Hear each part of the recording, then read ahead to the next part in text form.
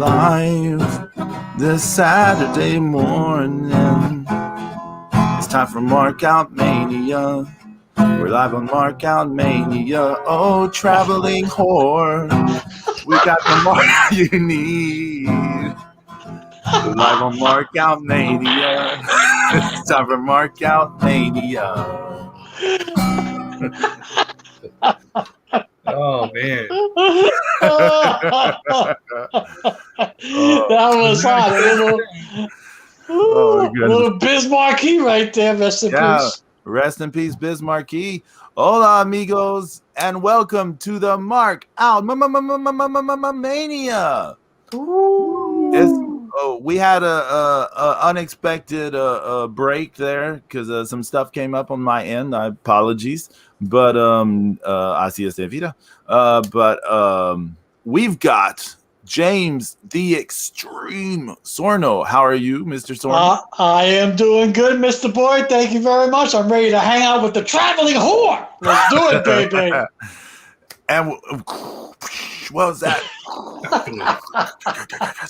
I don't know. That sounds more like machine guns. Yeah. I don't know what every time you do that, I think of Clash of the Titans. Look, it's Cenobite from Hellraiser 2. It's the God of Thunder. Zeus King Dark, how are you? Great, how are you? I'm okay. I'm okay, buddies. I'm okay. Zeus. Oh my God! What's going on? What's happening? Well, another beautiful week, and it's been a little bit since we've done this. So yeah, the last time we did this was our Saturday morning draft, which Zeus totally won. Mm-hmm. Yeah, that was some good stuff. Actually, that was fun. Actually, yeah. That was fun. Shout out to our friends on what's the name? Another Miserable Podcast. That's it. Yeah, Another Miserable Podcast. Casey and all of them. They gave us a good shout out on the recent episode covering Fear Street 1994. So check them out. And thanks again to Casey for appearing on our Saturday morning TV lineup draft episode. I feel like I'm setting up a song. And up next. Hi, I'm Casey Kasem. What were you listening to, James? I was listening to a couple episodes of the Miserable Podcast. Like, they were doing the reviews on The Quiet Place 2 and a few other movies, and they were kind of spot on. I got to rewatch a couple of these flicks now.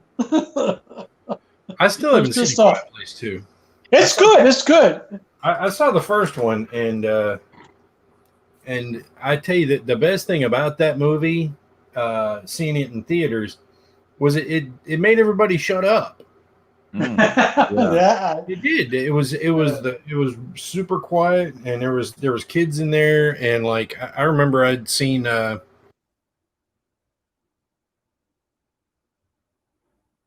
Hello. I hear you, James. Okay, you hear me, Pedro? I think we lost Zeus. Yeah, we lost Zeus. I was like, the best thing about watching a movie is none of it. It's meta because he was saying like about it made the crowd quiet, and now all of a sudden it all went quiet. I was like, wow, look at that. Zeus, God of Thunder, can you hear us? Zeus, that's funny. Yeah, yeah. Nothing's come up in the private chat yet, so I'm like, he disappeared. He disappeared. Oh wow. Wait. Zeus, speak to us, Zeus. He's having technical difficulties. I think so. Oh my God! Just at the start, right? I was getting all into a story. He was like, "It made the theater quiet," and then also outside, I'm on the edge of my seat. I'm listening, and I'm like, "Holy shit! Zeus really went quiet. He's right." And then it just went quiet for real. Oh my goodness! Oh my goodness! Hey, well, hey James. Well, While Zeus is is showing us the art of the quiet place. Wait. There we Hello. go. Oh, oh my goodness. I was saying while you were showing us the art of the quiet place. Right. Zeus, you all right over there? It's I said it's so good. It was so good because it actually made people quiet. And then it went quiet for real. We were like, "Where are you? Oh, Zeus, where art thou?" Oh, Zeus, And where then art thou? because like I'd seen the Chris Pratt, the second Chris Pratt Jurassic World Yeah. was around the same time, and I remember there was a family in there that with two young boys who you'd think would be all into it, and they were just bored shitless. Like they were playing with dinosaur toys on the floor, and yeah, mom, go. As much as I love watching a film on the big screen, I loathe going to the movies for that exact reason. Yeah. Okay. I saw Alien Covenant in the theater on the day it premiered, and there was this couple behind me who would not shut the fuck up. I swear to God, I was about 30 seconds away from just turning around, standing up, and pissing on their popcorn. I was like, God. be quiet, please. I mean, they're talking about everything.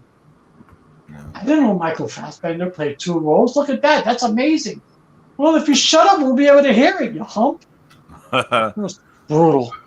I kind of like the Fear Street series. Yeah, it's good stuff, isn't it? As Casey was right. Yeah, it's good. I haven't seen it, but we'll see. I haven't seen the new one. I haven't seen the latest one. I haven't seen any of it. So. I saw the first one. The first one's good, right, Zeus?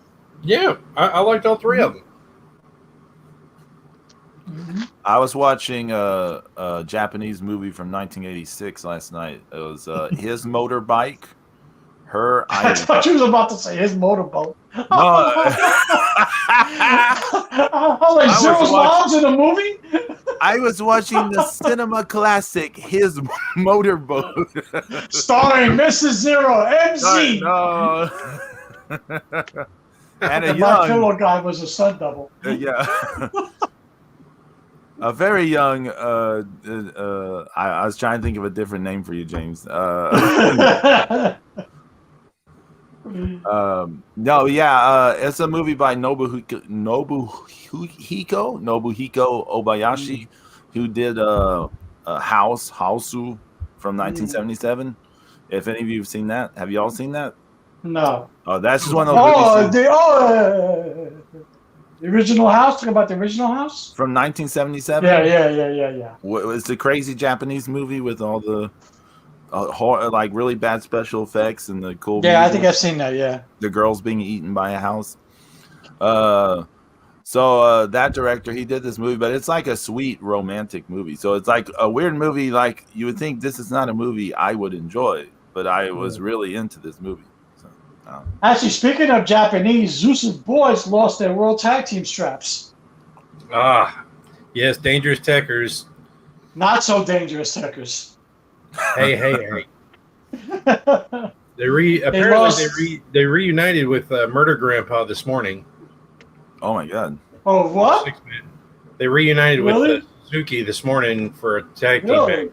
So They lost to Naito and fucking Sonata.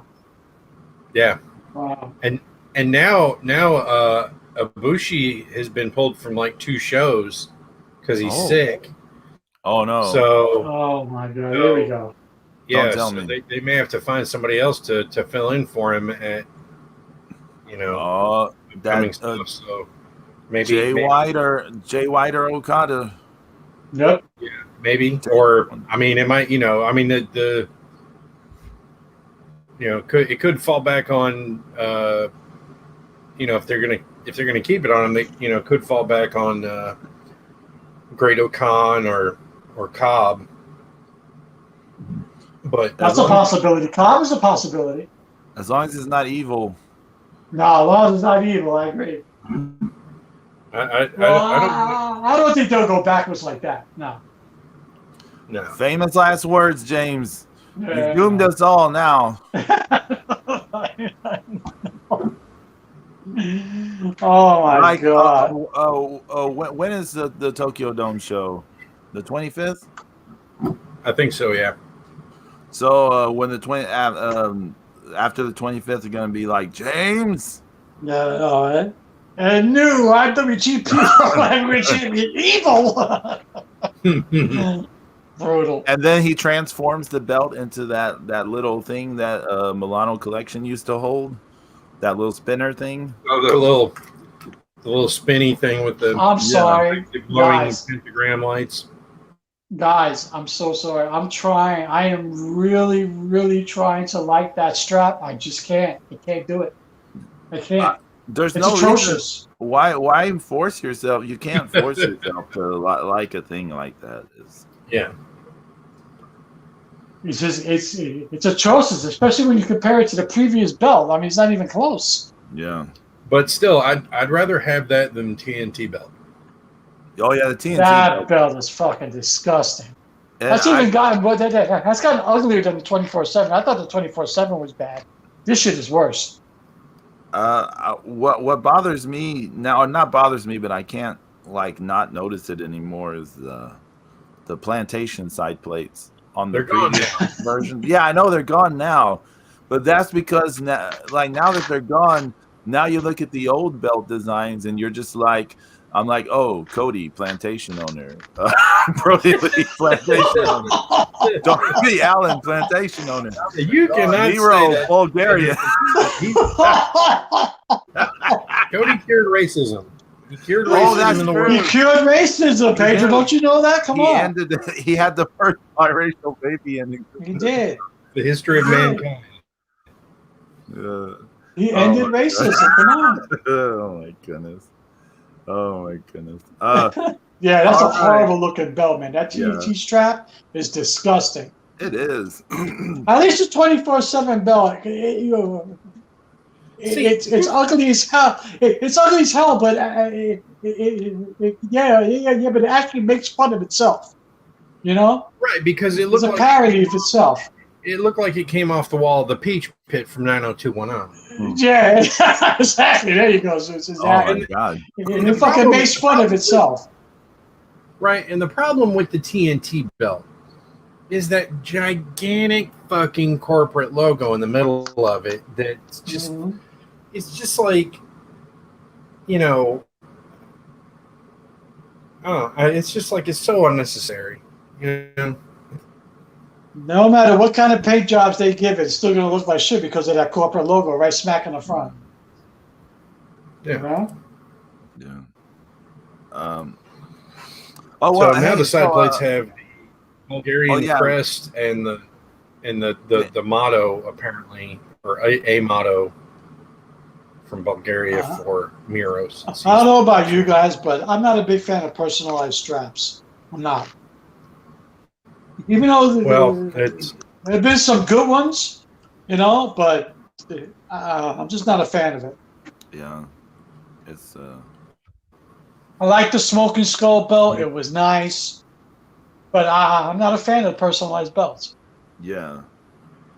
You know, the Smoking Skull one was okay. I didn't love it. You know, and they did other ones too. You know, they did like an Undertaker and a Rock and the Rock and the Rated R Superstar belt was shit. You know, what they did was slap an R on the spinner. Oh, the spinner. Yeah, that was horrible. Oh, the spinner. I don't know. You know, it was worse than the spinner world title. The U.S. one. Spinner U.S. title. Yeah, that was ugly, man. That was horrible. That was we could talk about ugly belts all day. I mean, because let's face it, too. There's some old belts that were ugly. You know, yeah, they were. Those Georgia National belts were pretty fucking ugly. Mm-hmm.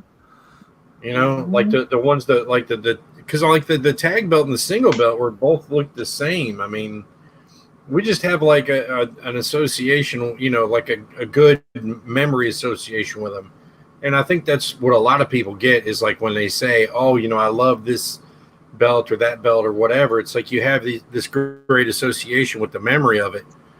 But like, and I'll die on this hill, but the execution of the first NWA World Heavyweight title from the 1970 or whatever, that the one that the 10 pounds of gold. Yeah. It's not a great design, and it was certainly not well executed the first couple of times, I love that belt. That's the one replica belt I have.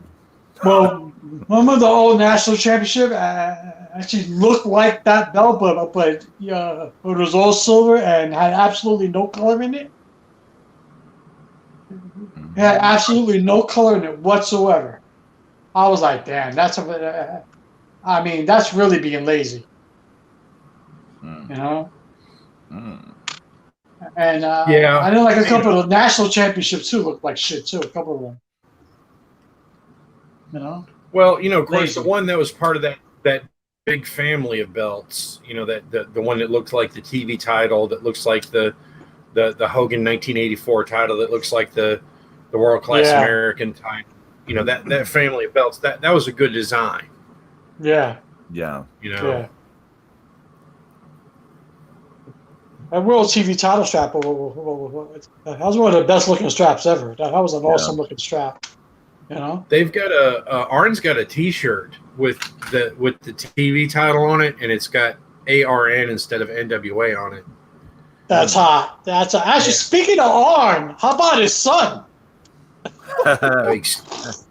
Look, man, just don't ever make it look like you fucked up like that. Don't fucking roll your eyes like, oh shit, like I'm gonna get chewed out for this. No, you get pissed off. You beat the crap out of that guy for 20, 30 seconds, and then you hit him with something else and get a pin. That's what you do. Yep, absolutely, 100%, Zeus. Because that looked atrocious. Oh my god. That was brutal. Brutal. That was brutal. I was like, what is he doing?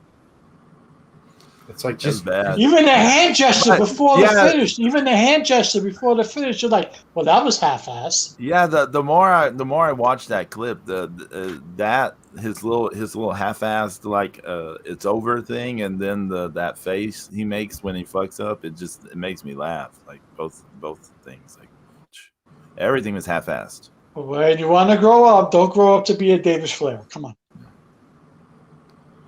I don't want to grow up. It's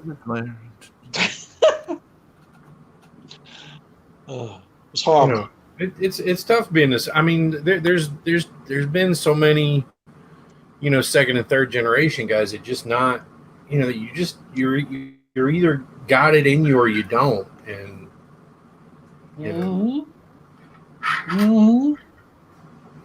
Eric Watt, not so much, Oh yeah. Yeah, Eric Watts.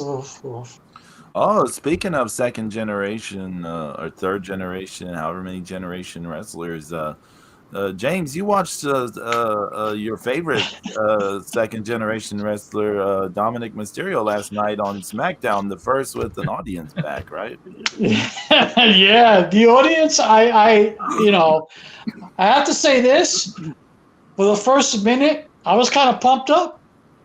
The audience in Houston was rocking. They had signs.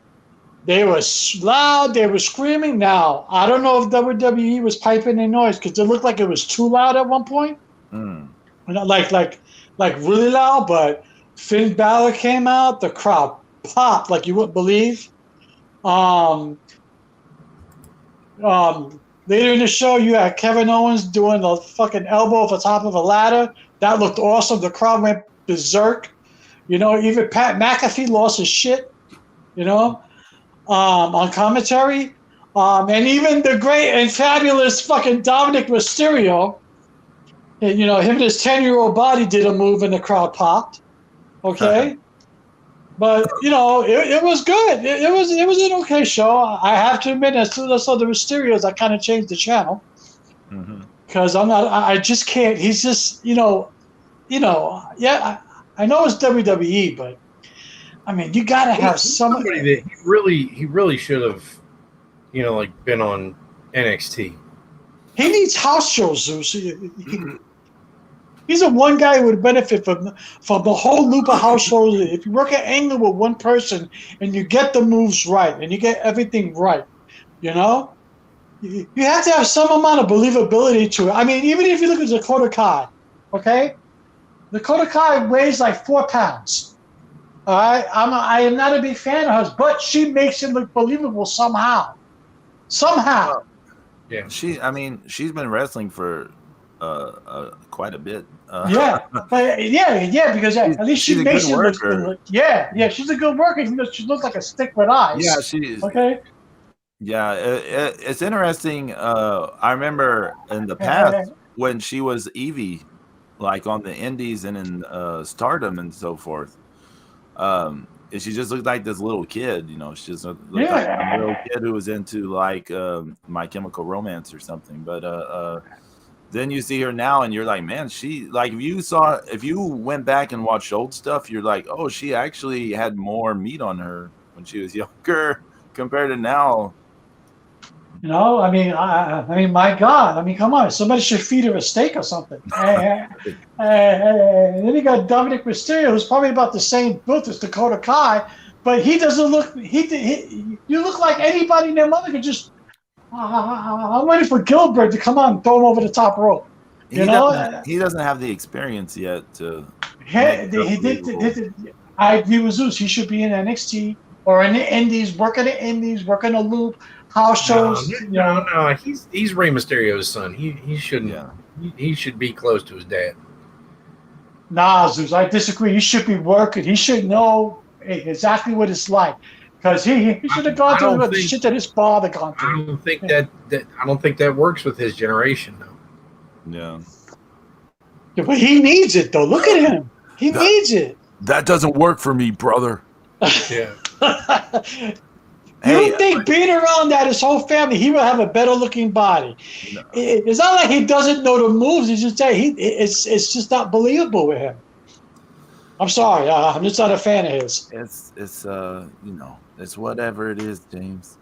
So, hey, the WWE has a pay-per-view this weekend. Yeah. Money in the Bank. Money in the Bank. I'm looking at the lineup. You got Rey Mysterio and Dominic Mysterio defending the SmackDown tag titles against the Usos. You got AJ Styles and Omos defending the Raw titles against the Viking Raiders. I didn't even know the Viking Raiders were still around. That's legit. Right. I did not know. Rhea Ripley versus Charlotte Flair for the Raw Women's title. Bobby Lashley defending the WWE title against Kofi Kingston. Roman Reigns defending the Universal title against Edge. And then you got the 2 Money in the Bank ladder matches. The women's has Asuka, Naomi, Alexa Bliss, Nikki Ash, formerly Nikki Cross, Liv Morgan, Zelina Vega, Natalia, and Tamina. And then the men's got Ricochet, John Morrison, Riddle, Drew McIntyre, Big E, Kevin Owens, King Nakamura now, and Seth Rollins. The Anus Avenger. The thumbs up. The thumbs up guy. It doesn't sound like the most exciting lineup, but who knows?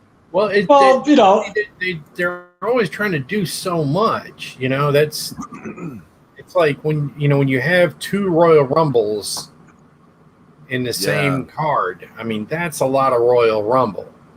Yeah. You're doing 2 Hell in the Cells, 3 Hell in the Cells. I don't know. Yeah. I mean, I'm gonna watch it because only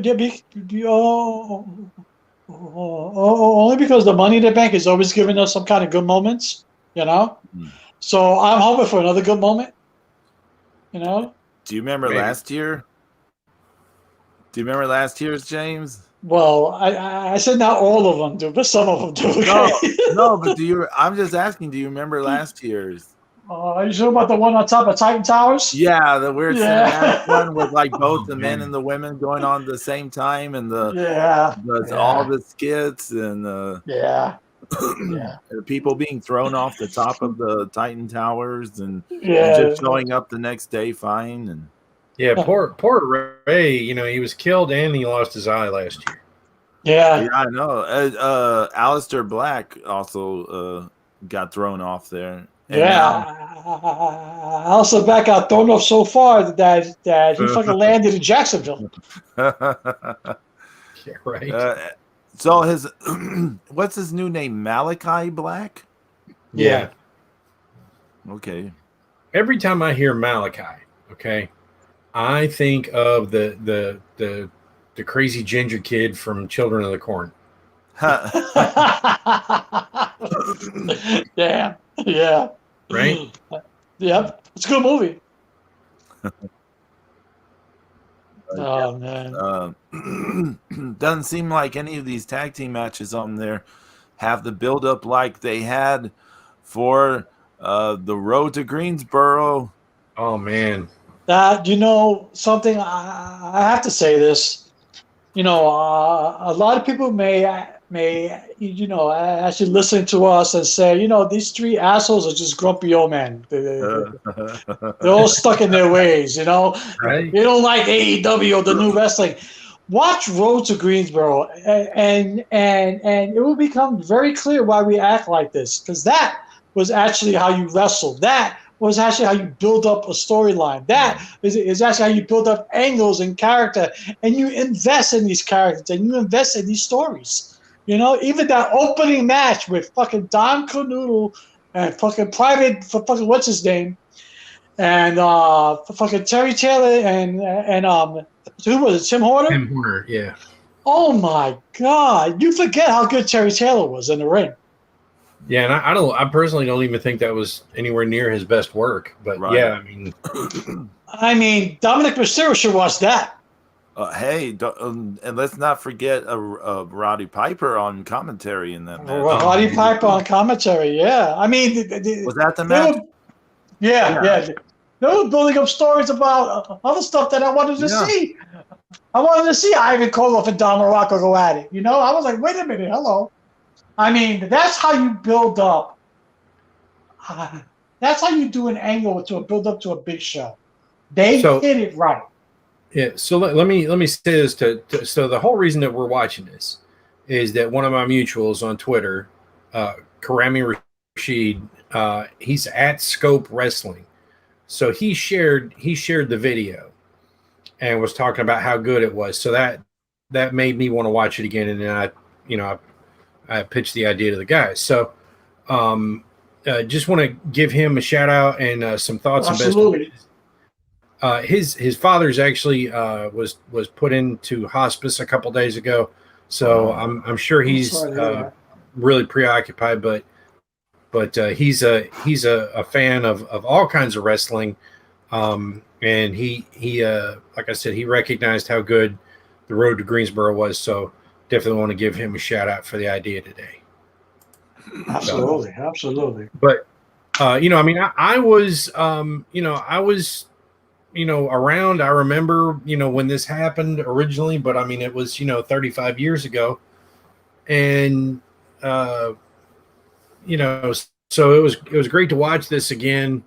The studio. That was in your backyard, Zeus.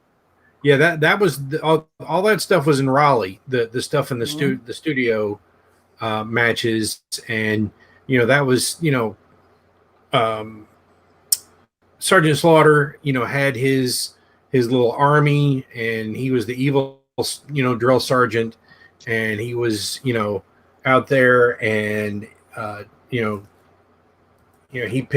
ended up picking Don Carnoodle to elevate into the position, and they won the World Tag Team titles, which, I mean, it's like, it's something you don't see. I mean, it really took a young guy and really just kind of built him up out of nowhere. I mean, after being, just one of the guys that, in the Marine Corps, thing, and then the next thing you know, he's a world tag team champion. That was pretty cool. And the way they built up the tag team titles too, because they made them sound so relevant.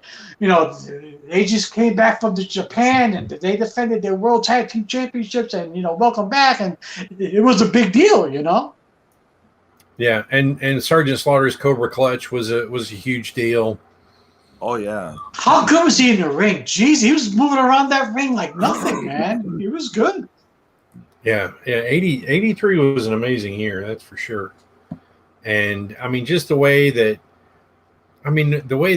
they sell simple things and make things look impactful, and and then when we got to see the bigger crowds, like in Greensboro, back in 83, the crowd was not really self-aware, like they are now. There was no chanting. There was no, nobody's trying to be a part of the show. They're so into what's happening because it's so good.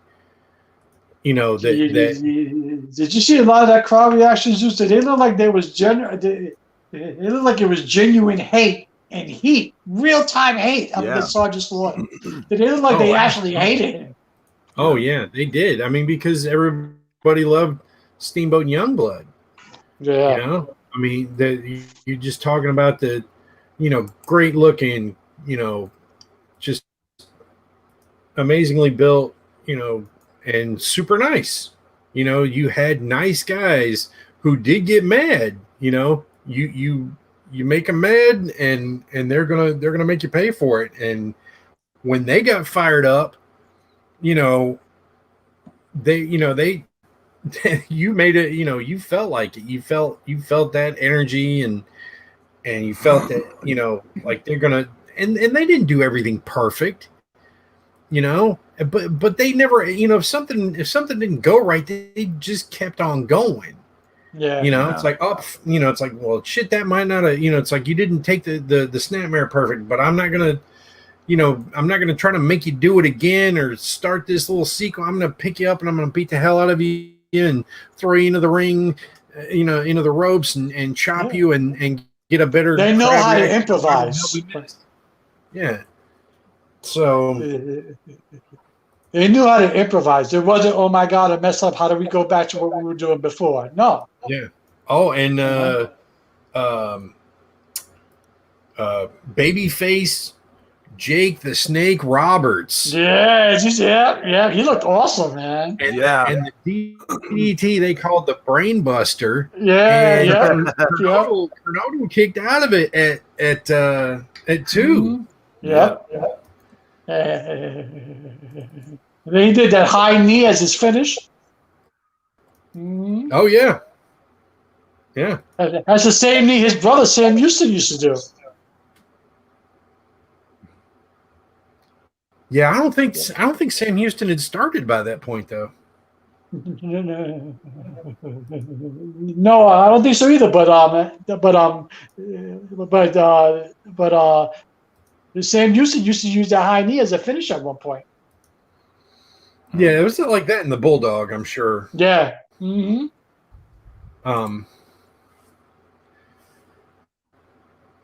So it's funny how you watch these things now and you're like, wow. Right? He started in 1983, this thing says. Okay. Sam Houston. Yeah, and Johnny Weaver in one of his Johnny final Weaver, matches. Yeah, that was something, yeah. Oh, and did you guys notice Ricky Rudd? Yeah. Mm-hmm. Rick Rude. Oh my God. I was like going, wait a minute, who's this guy? He's got like the best physique in outside of the state. In all of Mid-Atlantic, and it was Rick Rude, no mustache, and he was probably about 20 pounds heavier than he would be in the next couple years. Yeah. Ricky Rudd, yeah. There was some good stuff, man. That was some good stuff. The angle where they were ripping up the kids' drawing and you can't say half the shit that they were saying with Greg Valentine and stuff. Oh my God! Yeah. Oh yeah. James, yeah, that was like you can tell like how different times are because even like we're all like older and stuff, and so much has changed that we're like even like, oh my god, they said that. Oh, and it's like, well, we remember times people just said Yeah, anything, like, but and yet yeah. still things have changed so much. We're like, oh my god, they said that. Some of the shit they were saying, I was like, oh my! I was like, But no way. yeah, that was just an amazing segment. Like, Mhm. oh my god, Mhm. and then Oh, and they're yeah, yelling the kid's name, the fan's name. Yep. You know, yeah, oh, here you go, Timmy Watson, or whatever the hell his name was. Yeah, yeah. yeah, here you go. Yeah, here's your crappy, here's your crappy art. And then the deal with when they told Sergeant Slaughter that it was gonna be a cage match. Yeah, he lost it. Oh, Yeah, man. it was awesome. Yeah. Yeah, it was definitely like Michael Scott from The Office. There was a no, Yeah. dear God, no. Yeah, Oh, No what? writers, no pre-tape, pre-programmed promos. It was all like a genuine reaction. Oh, you know what else was a good segment was when they were so they told Slaughter and Kernodle about the fine, and so they sold that well. And then you get to Steamboat and Youngblood being told about the fine, and they're like, and then they're being told about the other stipulation at the same time, right? Or was that at the yeah. same time? Or, Yeah. and so they're like having to talk about it, like, okay, we'll come up with the money this way and that, and then it's like, oh, but then, if you lose, you can never team together, and the way they sold all that and stuff. Yeah, like you mean we can never be a tag team together ever again? Yeah. Anywhere? You know what is you know what I like too? Actually, how the matches were paced. Yeah.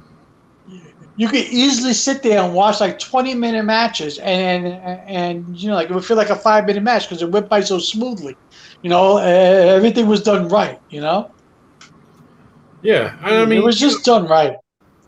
yeah, and I mean, you look at you had, Jim Nelson and Don Kernodle. I mean, it's like you're never going to remember them in the great, tag team, No. pairings of all time or anything, but they did everything, simply and did it well, and and even that stuff later on where Nelson had turned on Slaughter was great. Yeah. It was good stuff, man. It was just good stuff all the way around, And of course, I was watching the end of that. And I can say to myself, "Wow, how awesome it would have been to be in the Greensboro Coliseum at that time."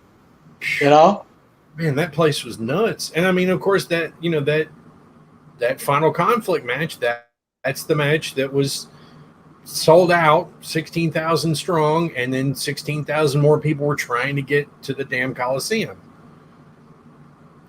Everybody wanted to go and see that so badly. I mean, and you had to think that all the people that were stuck in town, gridlocked in the traffic, had to been like, what the hell is going on, and awesome, good stuff, man. Yeah. And that, like I said, people were on their feet for like the last half of that match.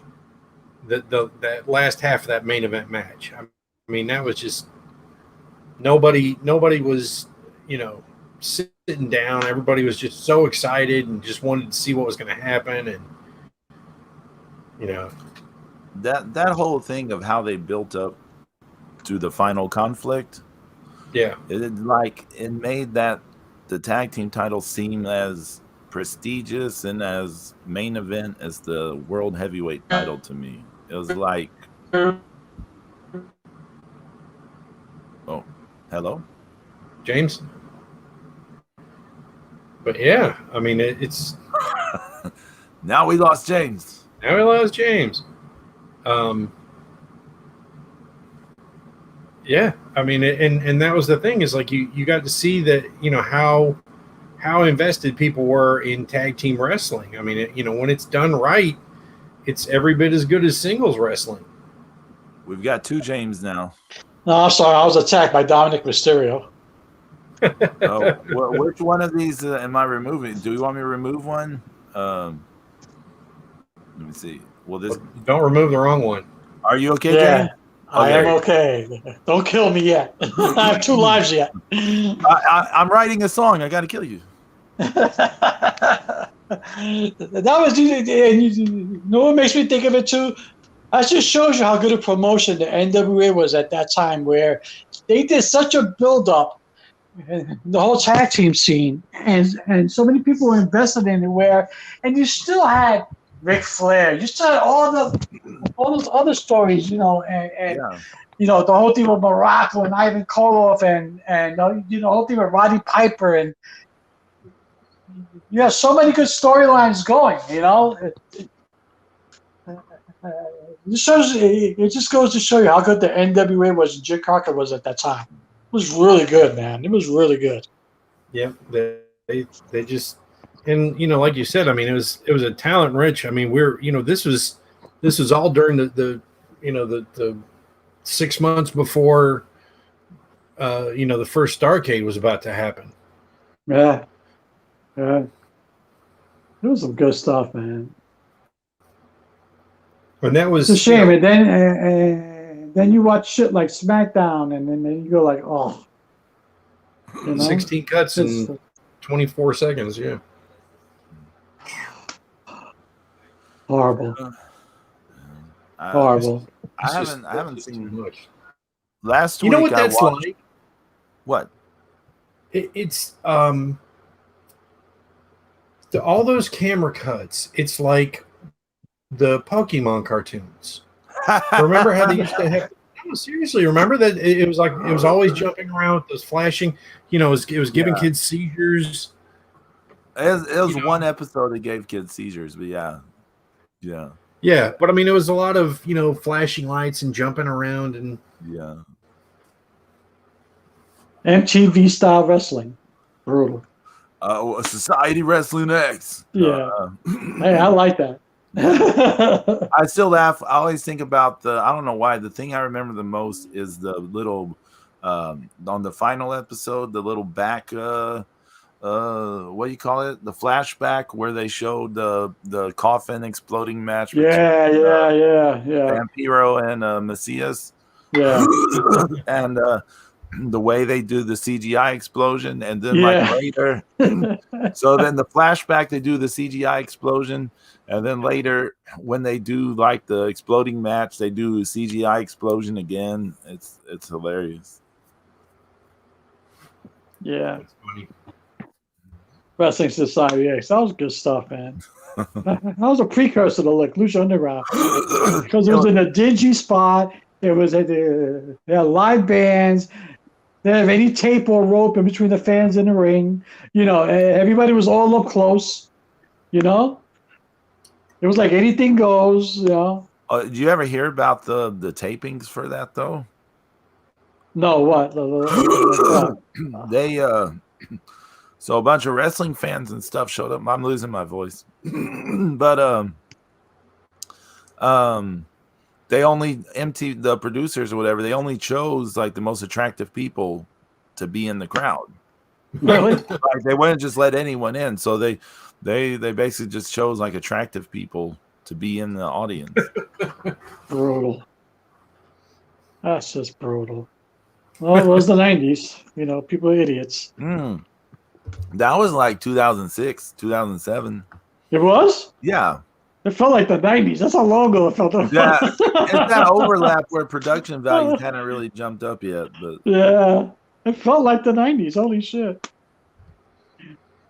2006? Really? Yeah, Let me see. Yeah, 2006. I have the complete first season, too. I have it. So I should... maybe I should read the shit that I have. There was some interesting since we saw last episode, been some interesting National Wrestling Alliance news. They're having their 73rd annual card coming up in St. Louis, and and their first all women's card. And Mickey James also announced that the NWA Women's Tag Team titles are coming back. Oh, that's nice. Yeah. So and on top of that, Nick Aldis is now in the 1,000 Days Club of being an NWA World Champion. So there's that's kind of a weird situation though, isn't it? Because they don't really have anyone who's really where you're like, oh, they should take the title off him. Like, who would you take the title off him? There's like no one at the moment. Yeah, that's Cody Rhodes coming back. It has been like for marquee matchups. It has been Cody and Marty Scurll. Those are the two biggest names that got people excited. But yeah, they do need somebody else to be, that foil. Somebody's got to come along and. Actually, where's Tim Storm when you need him? He's a commentator now. Yeah, I know. He's just, I don't think that he's not that guy that's going to make people go, oh, okay, well that was, Yeah. It's got to be somebody good, Okay, I'm looking at this thing. NWA Empower is the women's the name of the women's show. Empower with a bunch of R's. Empower. Yeah. Oh, Zeus, what was that thing you sent us in the crap in the group chat too? Is it Ring of Honor having a women's tournament? Yep. Yeah. That looked pretty interesting.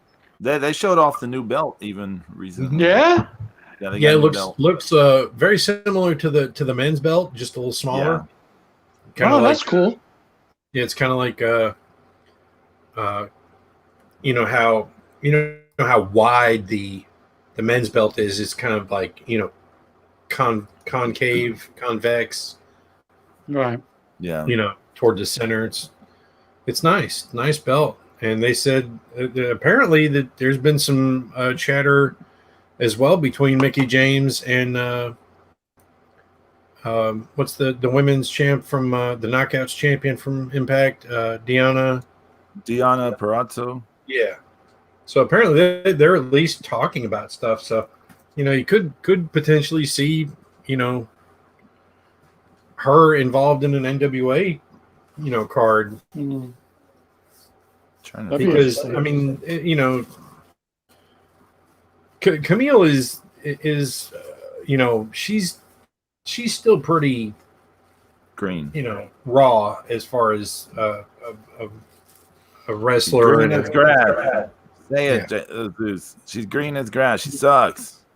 She needs some more seasoning. So all she needs to do is stand there and stare at somebody. They'll lose. I really wish they never had her talk. I'm gonna be honest. She cannot talk. Where's a damn? Yeah, she would have been great as a silent heel, and just have Nick Aldis talk for her. Yeah. I mean, they're still part of that same group, or Bram or somebody. Okay, I finally found this. It's funny how true she was to the gimmick, even way back then, because even at the sign-in, even at the meet and greet, she wouldn't say a word. She just stared at people. She stared at me, and trust me, she didn't have to say any words. I got it. I'm out. Bye. See ya. So and now she talks, and we're like, wow, I wish she would just stay quiet. So I'm looking at the tournament brackets. It's Sumi Sakai versus Roxy. I don't think I know Roxy. No, I don't know her. Mandy Leon versus, they haven't said. That Warlord lady, that Max the Impeller versus Holly Dead. Holly Dead already got knocked out, right? No, she's in the brackets. I don't know if Angelina Love has a bye for whatever reason. Because Bubba's her husband. Yeah, Miranda Elise versus Alexa Gracia, or how do you say her name? Who's Maserati? I know Savoy is Sounds like a porn star. Nicole Savoy, but I don't know this Maserati lady. What's Sienna's name? Allison Kay. Yeah, Allison Kay versus, it says Willow. I don't know who that is. that's Willow Nightingale. She's been Willow. Yeah, she's been coming on strong. She used to team with Faye Jackson, and she's super nice. I think she's got a lot of potential. How's Dominic Mysterio not in this tournament? Marty Bell versus Trish Adora. I don't think I know Trish Adora. Yeah, that's your tournament brackets. Yeah, so I mean, poor Holiday. Yeah, I know she's gonna lose in the opening round. Mm-hmm. That Maxine Taylor is just she is a beast. I mean, she's very tough. That Miranda Elise says she was trained by Daga and Tessa. Mm-hmm. So, speaking of Ring of Honor, Bandito won the world title from Roosh. Yes, and his first defense is going to be against Flip Gordon. No, that should be interesting. So, and that was, that's going to be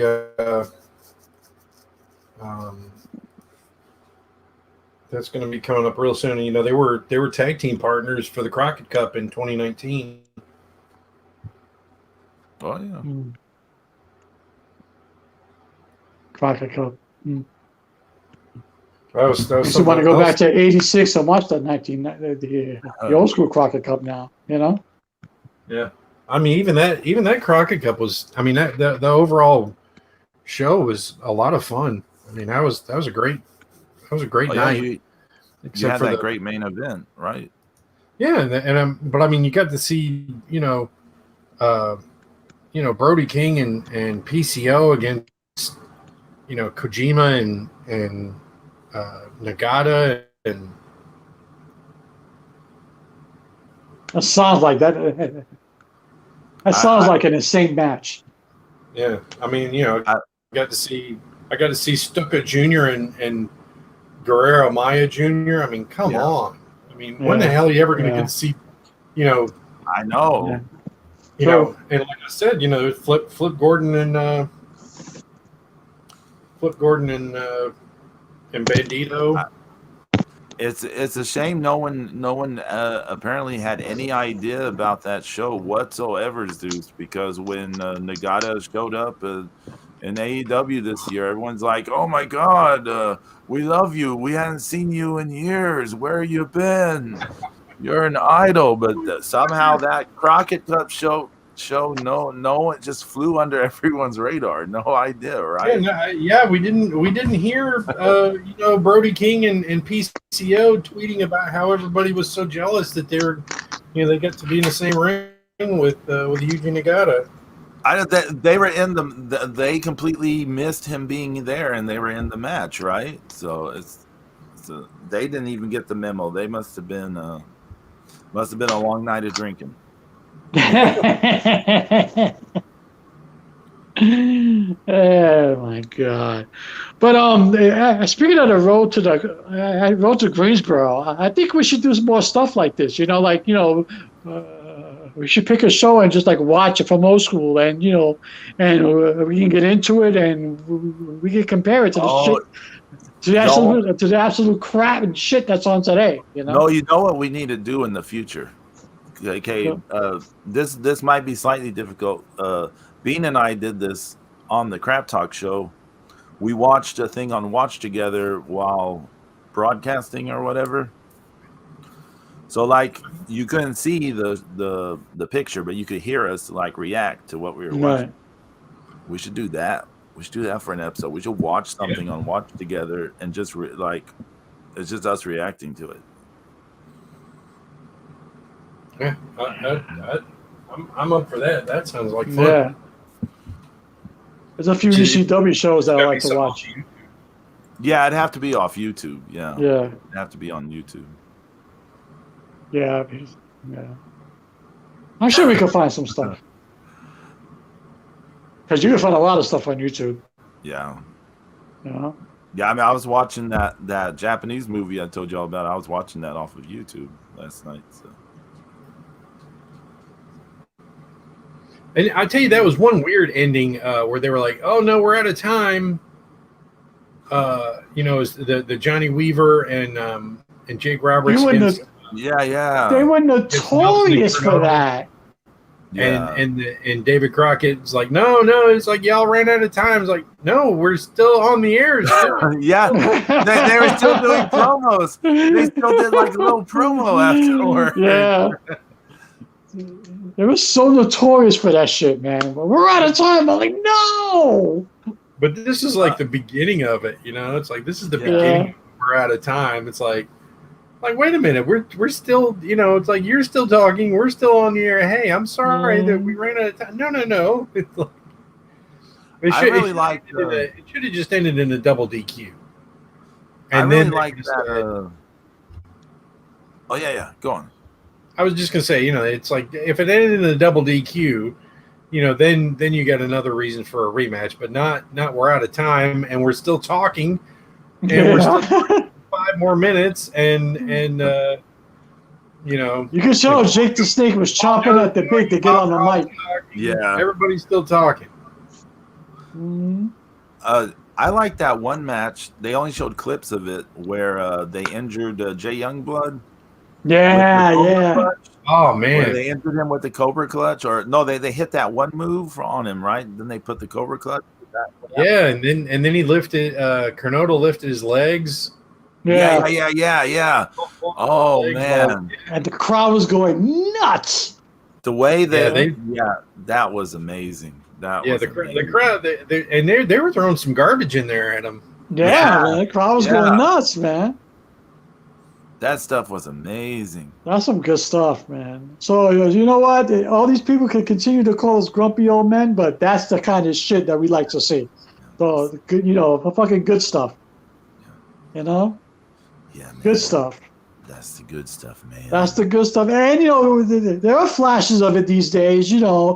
There's some good shit like that in New Japan. There's some good shit like that in NXT UK. Even in NXT, there's flashes of it. But you see, I mean, it's just people.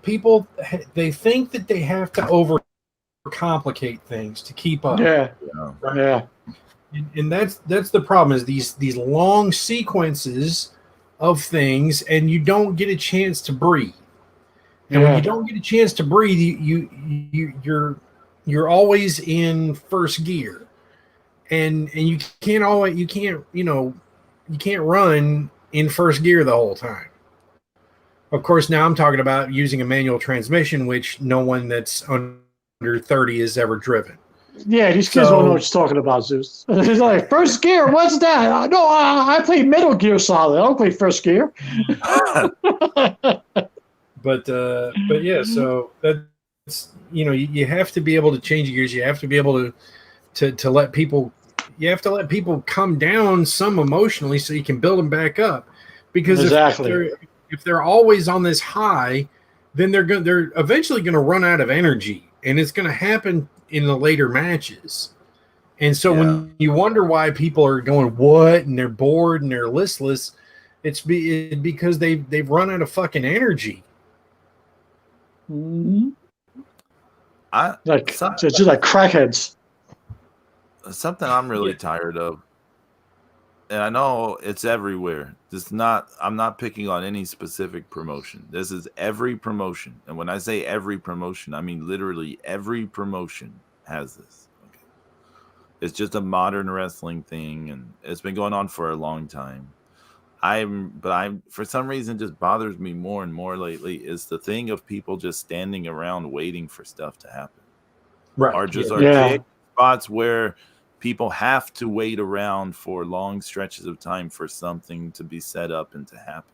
Yeah. It's really, They're not invested into the match. All they came to see is the spots. Yeah. it just makes everything feel like like you're just like we're watching a sequence of routines, and Yeah. I hate that. You got to get that, you got to get that passion and that, emotion going. And it's not just through action, because you can watch, things with action and they don't matter, Right. No, Okay, look, if Ray Horace is going to climb to the top and do jump for some flipping move on you, surely there's something you can do while he's making his way to the corner or whatever, and maybe Ray Horace can just go to the corner as fast as possible instead of trying to do some convoluted way up the corner.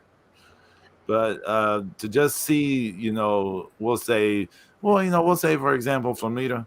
We'll just say Flamita is just standing there forever. Just not, I mean, he's not reeling side to side. He's not doing anything to show he's like recovering from something or holding his back or something. He's just standing there. Yeah. He's just standing there watching as this other dude does a complicated thing to get up the turnbuckle and then jump off and do another complicated thing. And I'm like, it's like, I totally agree with you, Pedro. Totally agree with you. But, And that's people are just trained to watch it. Everybody's trained to do that now, and it sucks. It sucks because it feels like it's all ingrained in their system. Like, this is what you have to do, and it's not. That El Vikingo spot that everyone was orgasming over, where he climbed onto that thing hanging from the ceiling, and then he climbs with his hands to the middle of the ring, from the ceiling, and then he drops on the guy, does the thing, and then the guy has to roll out of the ring as fast as possible so Vikingo can do another thing, jumping off the rope, and then walk the ropes to the middle, and then jump off. And people are like, "Oh, there's only one of a kind, Vikingo." And then we were talking about in the chat, and Zeus, you were bringing up a whole bunch of stuff. Like you were saying, that spot was the way that whole spot was designed. Vikingo cannot fail.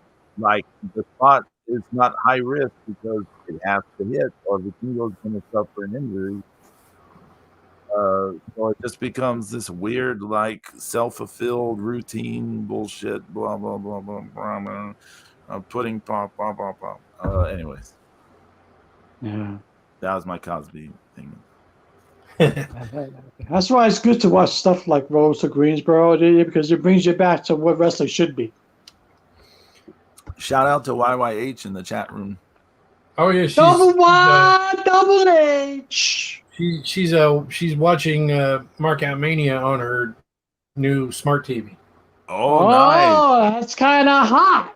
Are we in 3D or are we in Ultra 4K? Yeah. It's like, what's So up? we're in 2D because of StreamYard. Gotcha. Here, we'll mess around with this stuff for the TV experience. Yeah. Woo. So I know this other podcast. They don't know we exist or anything, but Booking the Territory. You've heard of them? Yeah, I think so. Yeah. Yeah. And so like this week, they're talking about Wrestle War 90. That's yeah. The chat room. Okay. Yeah, and so there's Luger versus Flair, Midnight Express, and Rock and Roll, Ole and Arn versus the Steiners, and then this is the show where John Hitchcock brought the poster that said, "We have heard enough," talking about Jim Herd. Nice. Right? And he's front row, holding this sign up, and the story was that a couple of years later when Tony Schiavone had returned from WWF, that he was talking to Hitch, and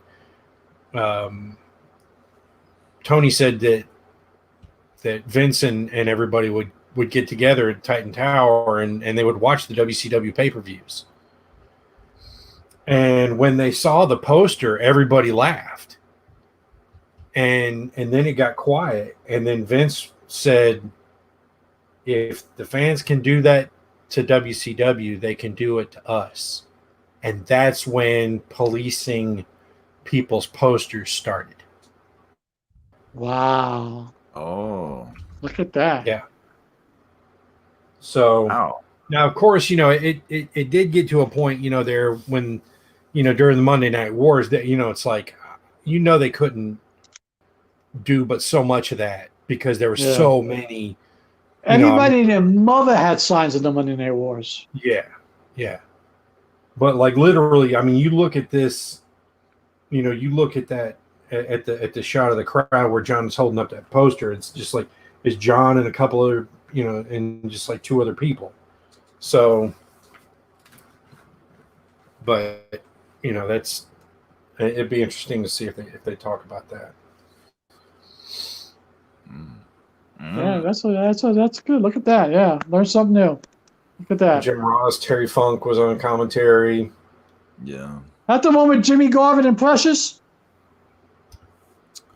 I don't think she would still been around at that point. No. This was the singles match, right? This wasn't the cage match between Luger and Flair, right? Or No, was it Jimmy a cage Garvin was match? involved at some angle when one of the Wrestle Wars. Let me see this. My sometimers is kicking in. Right? My every time. Yeah, I'm trying to remember which Wrestle War was Jimmy Garvin, and that a big controversial angle, some shit. You talking about like the one where he was like, where Precious was like gravitating toward Kevin Sullivan? I think. Before this, because this was, we're in the WCW era at this point. Oh man, I kind of want to watch. All right, so which Wrestle War was it then? This Jesus. This show.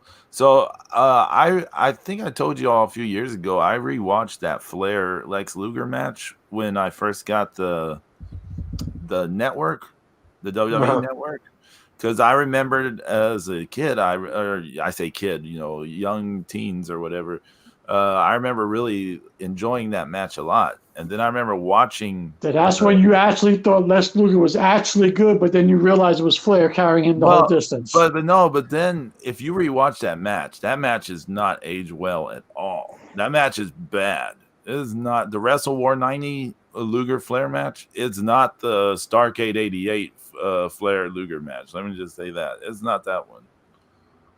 So Capital Combat was the one in the cage, right? Yeah, with RoboCop and shit. Yeah. I remember that. My God, please.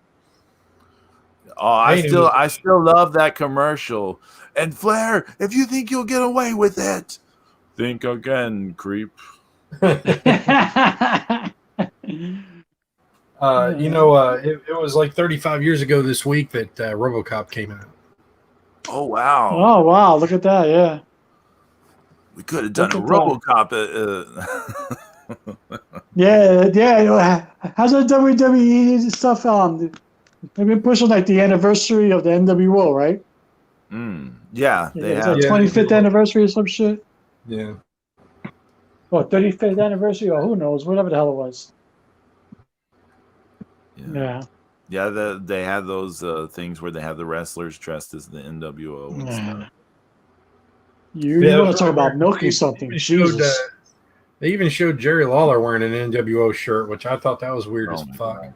Are you serious? Yeah, that's weird. Yeah, he took a selfie wearing an NWO shirt on. You want to talk about beating a dead horse? Jesus. I mean, come on. And then I saw somebody who was like talking about how great that it was, and I'm like, you realize that it started in 96. By 98, it was so tired. Yeah. It was so tired, and that's when they started to have they had the split and these terrible groupings, and NWO, you know, NWO Wolfpack, NWO Hollywood, NWO Team 2000. Remember that shit? yeah, that was later. But I'm just talking like 90, Yeah. just 98. How bad it was, Yeah. you know. By the time, you know, and by the time we got to, you know, that damn, you know, fall brawl, and it was that 3-team, you know, war games that was just atrocious with the Ultimate Warrior and Oh Hogan God. and Piper. All it was just like is like easily the worst war games I've ever seen live. And you know, and I'm like, it really, you know, you want to talk about, you know, shoving somebody down your throat, is that constant the constant shoving the NWO down your throat. You know, it was just, you know, that was tired, and it's aged well with most people who were like, you know, kids back then, because like the big, you know, section of fans that were all into that, they stopped watching it, you know, after the Monday Night Wars ended. I mean, they stopped watching, Yeah. you know, and um, you know, but I'm just like, you know, yeah, really, like it was less than 2 years of the NWO being, you know, dominant and hot and everything, and you know, and the cool thing that was happening. But you know, if you look back and saw what people were saying on like wrestling boards and things back then, you know, people didn't like that shit back then either, you know. So Yeah. it's just one of those. It's one of those popular things. Is, you know, it has a very memorable logo, and I remember I was getting into discussion / heated debates with people saying I used to tell people, said, this is not an original idea, people. It started in New Japan first. Even Bischoff admitted he took the idea from New Japan. They're like, no, you're lying. You're making that up. No, I'm not.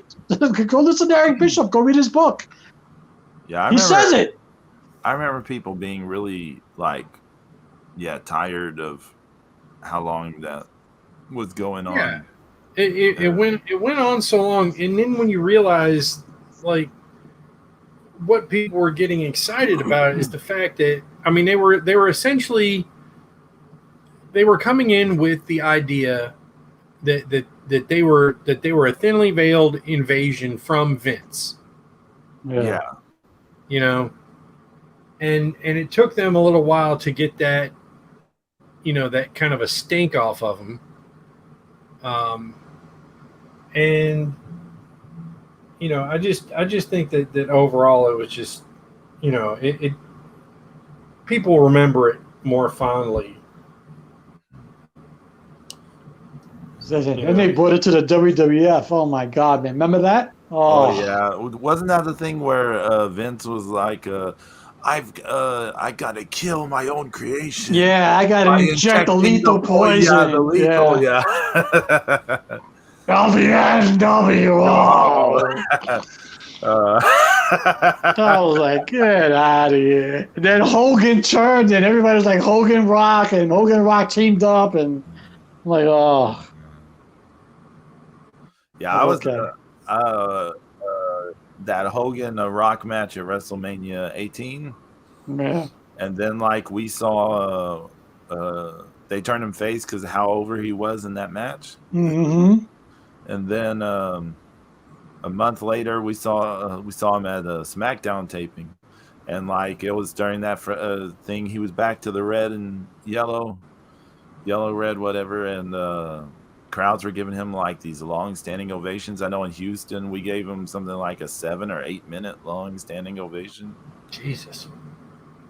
So and then he went to TNA. I know. Oh, idiot. Let's take everything that's unique about TNA and we're going to just throw all that out of the window. Yep. So that had to be the worst time in TNA. I mean, that had to be. Did y'all ever go back and watch that thing I told you about with Sting and Eric Bischoff with him him like trapping Eric Bischoff in his office with like a bird. I need to find. When you do that vulture thing. Yeah, I vaguely remember that happening too. Yeah. I gotta find. I'll send it to y'all sometime. But you guys, it's so funny if you watch this skit event. It's like so bad, but it's so funny at the same time. Just the way Sting is doing, like acting, like mimicking the crow, like.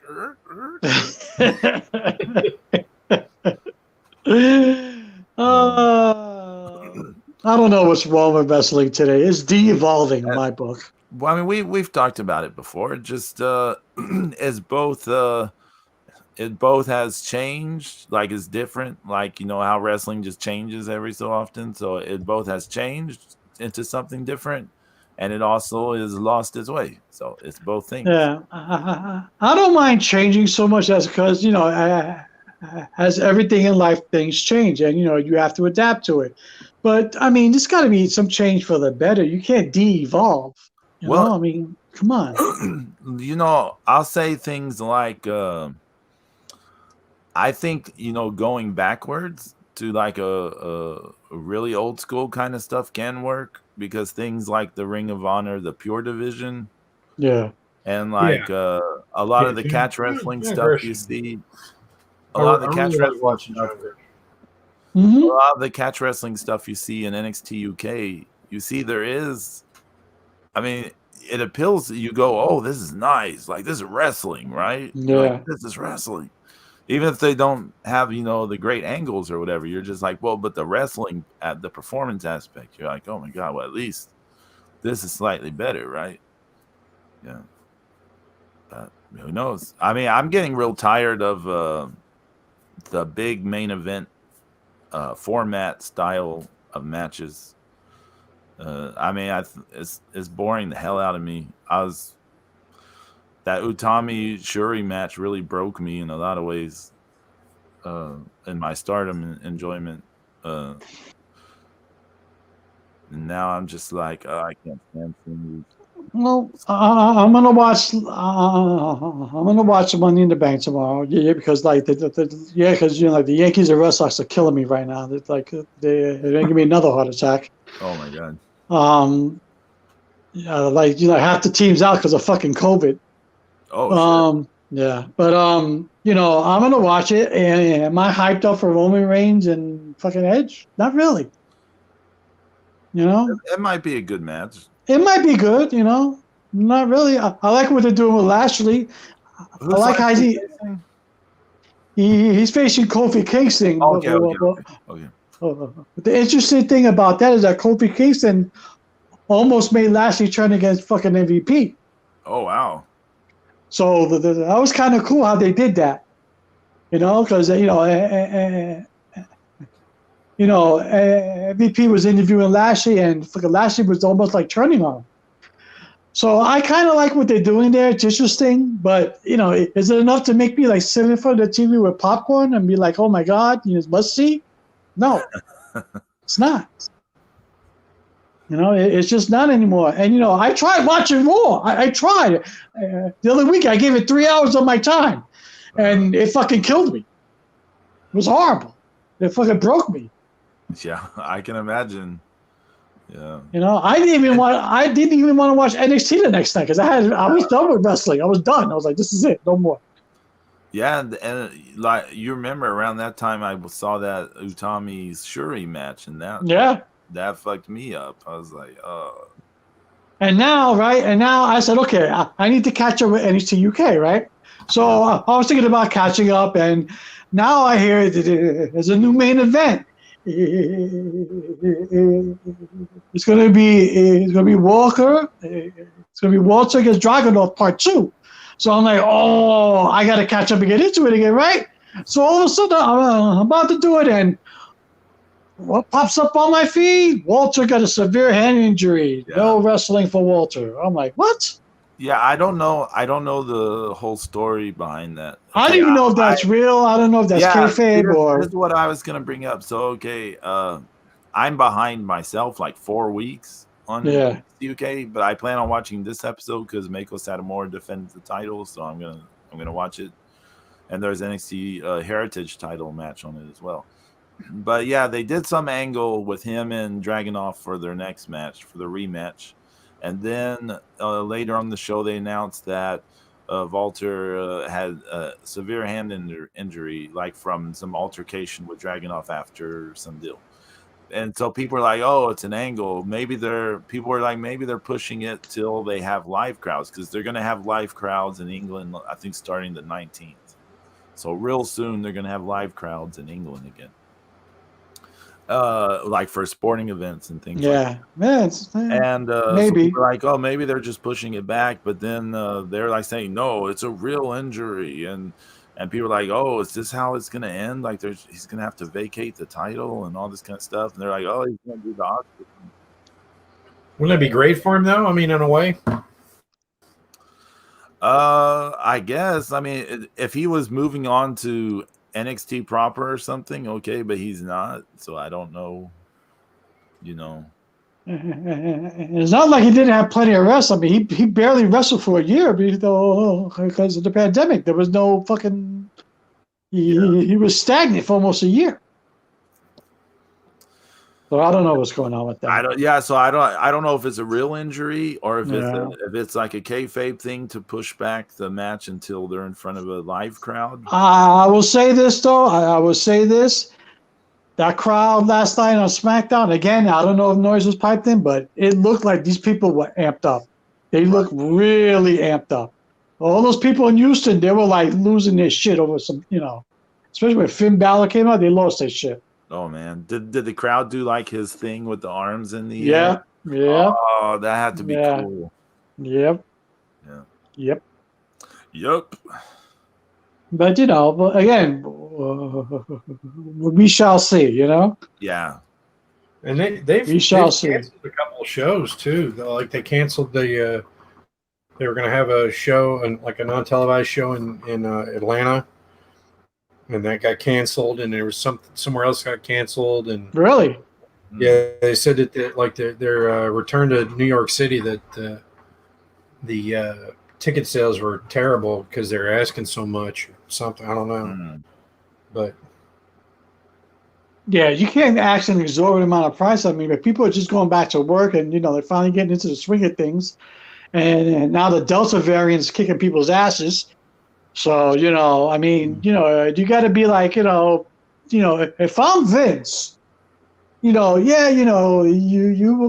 I'm Vince, for a short time only, and, you can make a big deal out of it, have a big promotion out of it. But if I'm Vince, I would say, listen, all of us suffered during the pandemic. Because as such, I am sympathetic to the cause. For a limited time only, we are slashing ticket prices so we can all get our family back to enjoy WWE programming again. And just go around the cities that you can go around and just slash the tickets. Just get the people in the building, because once they're in the building, they'll spend money on merch. They'll spend money on this. Right. They'll spend money on that. So, just for a limited time only. And it's good optics for your television, And it's just, but again, that's me. And that's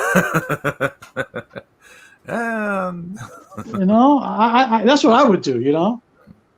I would slash prices for a limited time only, just to get people back in the building, especially on the house shows and shit like that. I mean, can you imagine if they slash prices to like 1990s time? They would. In honor of WWE's 50th anniversary, we're going to charge you the same price as we did a ticket in 1990 or whatever fuck, the make it when $20 ticket. That SmackDown I went to last January. Yeah. That was, I think I paid $30 plus tax and all that for a ticket, and that was it was a pretty good seat. That's actually not bad. That's pretty good. Yeah. But I think the stuff on the floor was like $100 to $200. Wow. Yeah. So, and I don't know how much the front row was for sure, but I mean, I heard somebody saying over 200. Yeah, I think that was 10,000 strong there that night. The most we paid for tickets to a wrestling show was WrestleMania 17, but that was WrestleMania. Yeah, it's a WrestleMania. Yeah. They do. Yeah. I think it was like around. It was more than 100 per ticket, I think. Yeah, easily. That was 2001. I don't know. Any kind of WrestleMania show like that, you're paying triple the price. So, how high up were you, Pedro? Not in the nosebleeds, but I mean, not on the floor either. So, yeah, I can't remember. It was in the Astrodome. The Astrodome was huge. So, Yeah. I mean, it's still around, but they don't use it for anything. So that's why I say past tense. But, yeah. It's funny because like we have there were racetracks that ended up getting abandoned when NASCAR got hugely popular and pushed nationwide and everything, and they stopped coming to certain places, and like there's this track in North Wilkesboro that I mean used to have get like 60,000 people, and